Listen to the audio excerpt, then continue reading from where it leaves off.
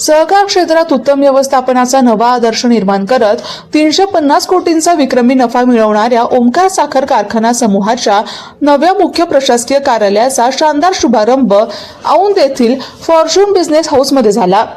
केंद्रीय सहकार आणि नागरी विमान वाहतूक राज्यमंत्री मुरलीधर मोहोळ यांच्या हस्ते या भव्य कार्यालयाचं लोकार्पण करण्यात आलं। एका सामान्य शेतकऱ्याच्या पोटी जन्म घेऊन साखर कारखानदारीत स्वतःचं वेगळं स्थान निर्माण करणारे ओंकार समूहाचे अध्यक्ष बापूराव बोत्रे पाटील यांच्या नेतृत्वाची सहकार क्षेत्रात मोठी चर्चा होतीये। कार्यक्रमाचा प्रारंभ दीप प्रज्वलनाने झाला असून बापूराव बोत्रे पाटील यांनी प्रमुख पाहुण्यांचं स्वागत केलं।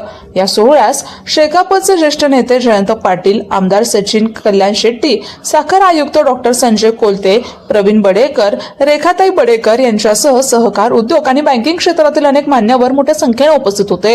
समूहाच्या या नव्या वास्तूमुळे कारभाराला अधिक गती मिळणार आहे।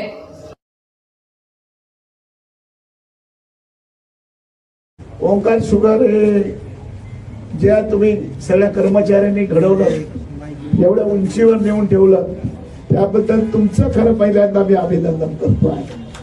जे कर्मचारी आणि सगळे अधिकारी आणि ज्या पद्धतीची एक सिस्टीम सहकारामध्ये, एक सिस्टीम या साखर उद्योगामध्ये आणण्याचं काम ओंकार ग्रुपने केलेलं आहे। ओंकार शुगरचं मी रोज कौतुक करतो। ठेवली आणि एक शेतकऱ्याचा मुलगा जो एका शेती दुकानामध्ये शेती व्यवसायाची लागणारी अवजार, खत बित याच्यावर एवढं मोठं साम्राज्य 3-4 वर्षामध्ये केलंय। पण जो चांगला काम करतो, जो चांगलं करतो, तो माझा उद्या राजकीय विरोधक असेल तरी मी त्याला मदत करतो, हे आपलं वैशिष्ट्य आहे। आणि म्हणून मला वाटतं की तुम्हाला एकच सांगतो, ज्या जिद्दीने काम करताय त्याच्यापेक्षा जास्त जिद्दीने करा। वेगळ्या पॅटर्न, वेगळ्या दृष्टिकोनातून जे काम केलेले आहे, जे कारखाने बंद पडले होते, जे कारखाने कर्जबाजारी होते आणि चालत नव्हते, ते चालवण्याचं आणि प्रॉफिट मध्ये आणण्याचं काम ओंकार शुगरने केले। आज ओंकार शुगर 350 कोटीच्या प्रॉफिट मध्ये आहे, 350 कोटीच्या प्रॉफिट मध्ये आहे। आणि म्हणून एक आदर्श होईल। मला वाटतं देशामध्ये 4 कारखान्यांकडेच आज साखर शिल्लक आहे, 4 ते 5 कारखान्यांकडे। महाराष्ट्रामध्ये ओंकार शुगरकडेच 1 नंबर शिल्लक साखरचा आहे।